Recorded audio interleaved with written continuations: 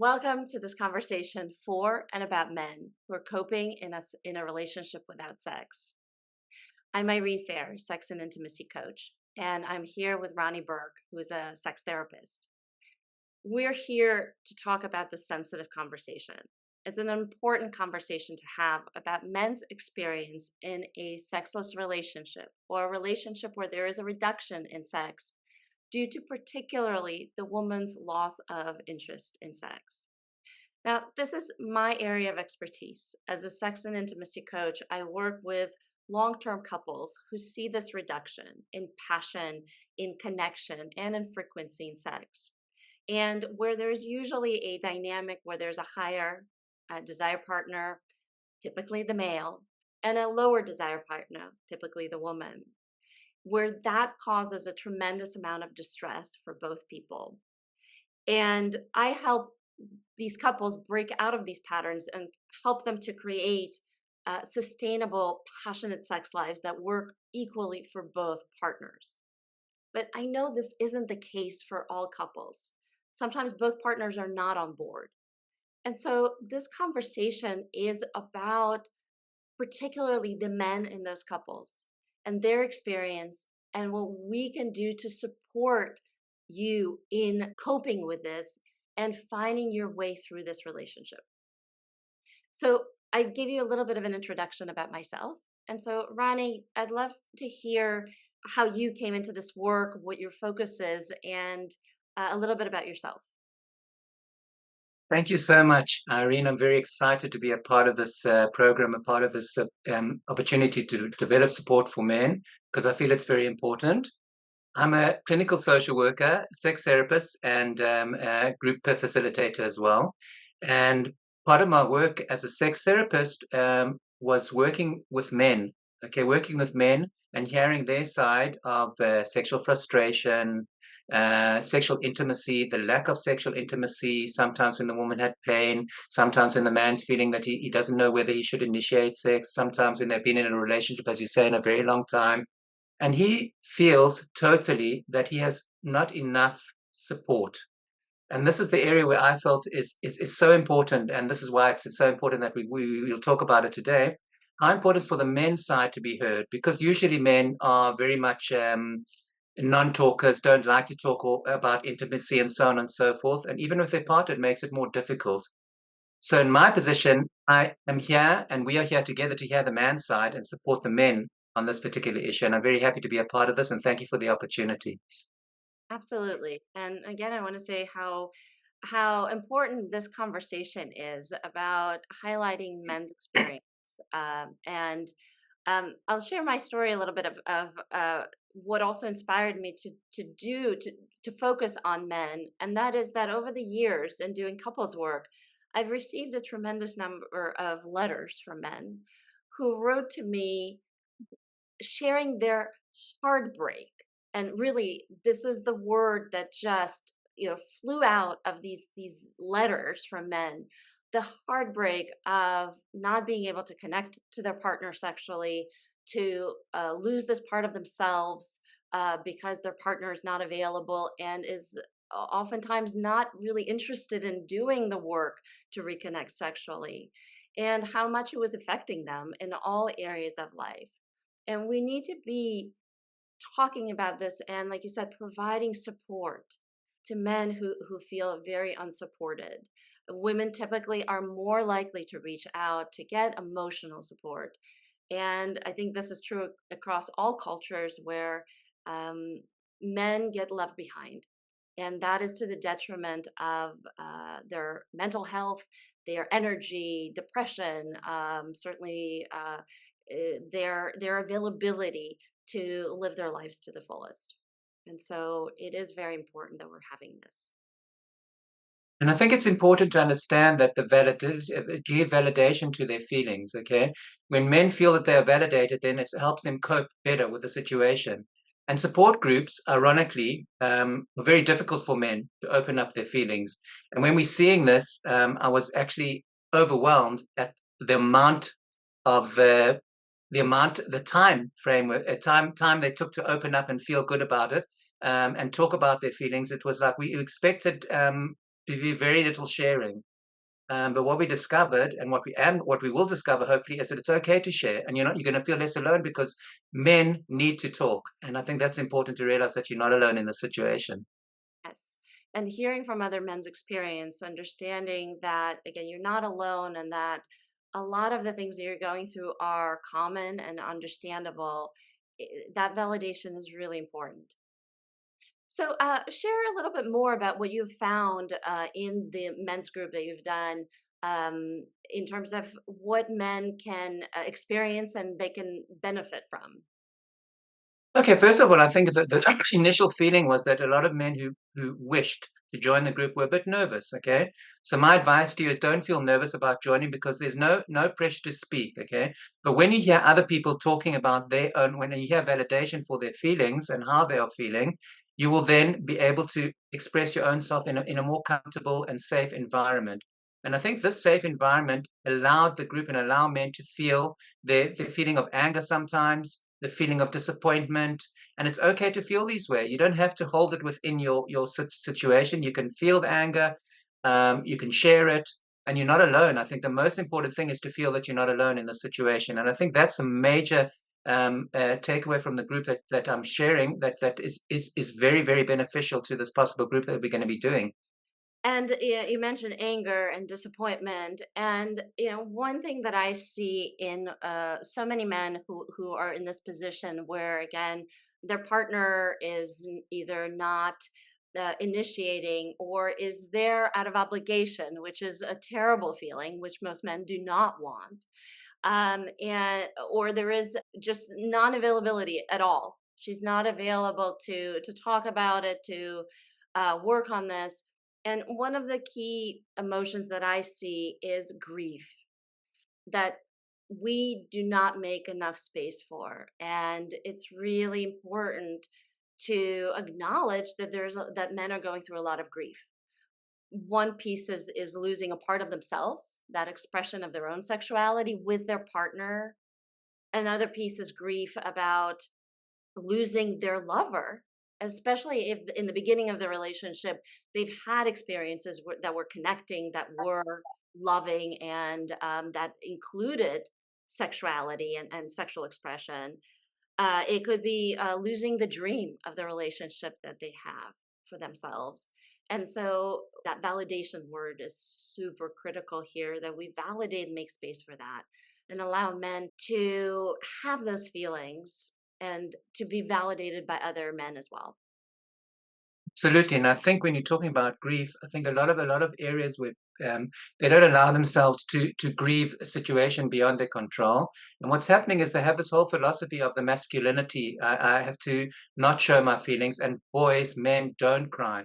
And what we're trying to say, it's okay to cry, it's okay to grieve, and it's important to grieve because that will help you feel better in a situation beyond your control and help you accept it, because what we're seeing is that there's no need to leave a relationship. They've been in this relationship for a long time and very happy, and they feel the need to stay in it, but they're not coping, they're not having their needs meet. But the group will give them an opportunity of saying, okay, wow, we're not alone in the situation, there are people in the situation, how we can cope. And I think once they have expressed their own feelings, it will give a lot more confidence to go back to the partner and express how they're feeling. I remember once when I was in a group with the men expressing how they felt, uh, their wives came back and were interested in saying, "What's going on?" And they were so excited that their partners actually had a support group because they always had it, And they said, "Well, it's your turn," and there was no opportunity. And they said that's between me and the group, and they were all proud of themselves and saying that they don't need to talk about it. But at the end, we did encourage sharing with your partner because I think that's the most important part about sharing and sharing your grief as well. How you feel about it. It's okay to cry. It's okay to share that feeling. And as I said again, validation of your feelings is a very important part of the group. Another Yeah, benefit to add to what a support group like this provides is a vocabulary to be able to use then when you go back to talk to your partner. Because absolutely. all of us, men and women alike, we really lack an emotional vocabulary to speak vulnerably about our feelings. We often can act out on our feelings, but don't actually, again, have that vocabulary to express them in a vulnerable way. And uh, by learning that in support with each other, then men can go back to their partners and they can have a very different conversation, which can change the relationship, the trajectory of the relationship. Absolutely. What other kind of results have you seen from previous men's groups that you've done?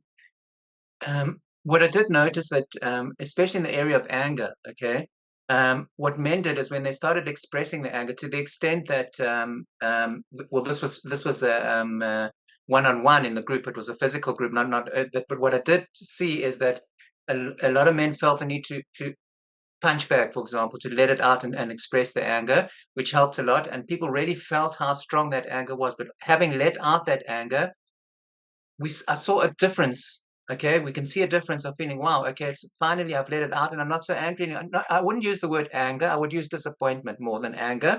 But it would be okay to validate anger in this case and say, hey, I have the right to be angry because I'm not having sex, and I would like, and the male role is to have sex in inverted commas. Okay, it's my role, and if I'm not in that position, I'm pretty frustrated. Frustration came up a lot as well. Okay, um, trying to understand the wife's perspective came up, okay, and why she's in a position of that came a lot in there, and a lot sharing of, and I think the sharing could be in a situation of understanding more the other side and how we can communicate better in a situation that is sometimes beyond our control. Okay, that came up a lot. And the most important thing was that what I did notice is that the feeling comfortable of just sharing, okay, and I'll say it again, the most important thing is that when we do this group, and the group is important, we're not expecting you to speak up, but listen. Okay. And when you start listening, this is going to start identifying of how you're feeling.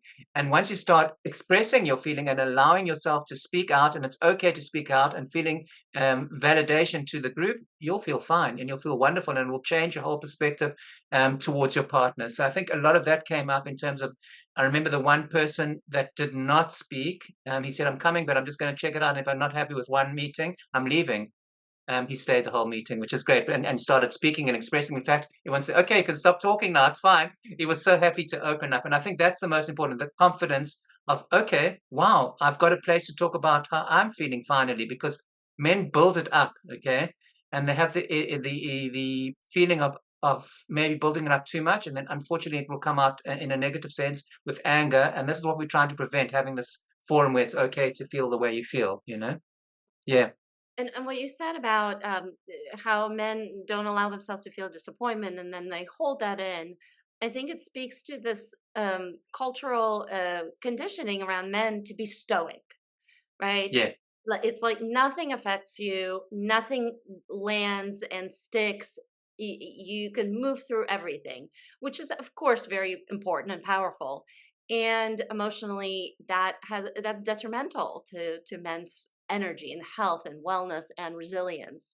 And so, what I'm hearing is that the supportive environment of the group allows men to put down that stoicism to open up, but also gain strength from it, right? Not as a sign of weakness, but actually as a sign of strength and taking care of yourself and resilience, which are Absolutely. important skills, and And breaking the barriers, yeah. yeah, breaking the barriers. If what we described speaks to you and you can benefit from this kind of support, we invite you to join the upcoming cohort of the men's group. This is an 8-week support group with Ronnie and me, supporting a group of men who are interested in being there for each other. You can check out the information on my website at irenefehr.com/men's group, where you can find the upcoming dates, the pricing, the timing, and all the different details for this group. Please apply for this group. We will invite you to a quick interview to understand your situation and what your expectations are, and then start the group, all of us together. Some of the common questions that we get from men are, do I need to speak in every session? So, Ronnie, can you address that one? Well, from my experience, I think you don't have to speak. I think that if you're listening, and the power of listening to what others have to say will give you the confidence long term to speak up and share your feelings.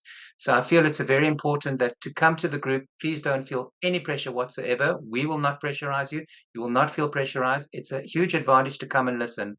And obviously, if you do open up, you'll benefit from the effects of listening to other people that share the same issues as you do. And my recommendation is join us. It's okay not to speak, and you'll be okay. And what I want to add to that is that part of creating a safe space here is to allow everyone to go at their own pace, to not expect anything, to not put pressure on anyone, but to, again, allow things to organically unfold for men to open up at their own pace and to feel that inner confidence, not a kind of a peer pressure or a pressure to go at someone else's pace.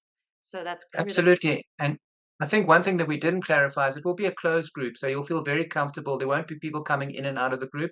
You will slowly but surely could possibly feel comfortable and to express how you're totally feeling, because the pressures from outside won't be the pressures from inside the group. And it's important for you to understand that this group can be so beneficial if you just give it an opportunity to try it and see how you're feeling. And the next common question is, do I need to attend all sessions? And the answer is yes, at least 6 out of 8, so that you can really benefit from that organic uh, reveal that happens when you connect to each other, when you listen to each other, and when you build up that confidence, vocabulary, openness to share about yourself. And also, I think about committing to the process and being at least 6 out of 8 meetings is that you're committing to the people in the group as well, and they will know they will open up to you, and they wouldn't want you to come in and out of the group because they've shared something and feel insecure about what they've shared with you, and knowing the next week you're not going to be there, and you holding what they shared. I think that's one of the most important things, that this group can be very much together, and you can create a form of bondness and understanding each other's needs. And if somebody comes in and out, it's not beneficial to the process. And I think it's very important to remember that. Yeah, That it's a commitment. It's a commitment to the process, absolutely. 8 weeks, Yeah, and to each other, which is very important. Again, yeah, that safety that you spoke about. And a last question we typically get is, are there any requirements to join this group? And the basic one is that you are a married man, married to a woman, and that you are interested in getting support, in coping and moving through this, in finding an outlet for your experience, for your feelings, and uh, rebuilding your own resilience in a way. Is there anything you want to add? absolutely. Yes, I think, and it will give you some form of support structure that you'll feel a lot more confident in going back to your partner and sharing how you're feeling and giving you many more coping skills in a situation like that. Absolutely. And again, this is such an important area. We're honored to support men who want to be part of this. We're excited to further this conversation, a much needed conversation in our societies, in our cultures, and in making this available for men. So we hope that you will join us. And again, all the information is on the webpage on my website, which is irenefehr.com/men's-group. Thank you so much again for being with us, and we hope to see you in the group. Looking forward to seeing you in the group. Thank you.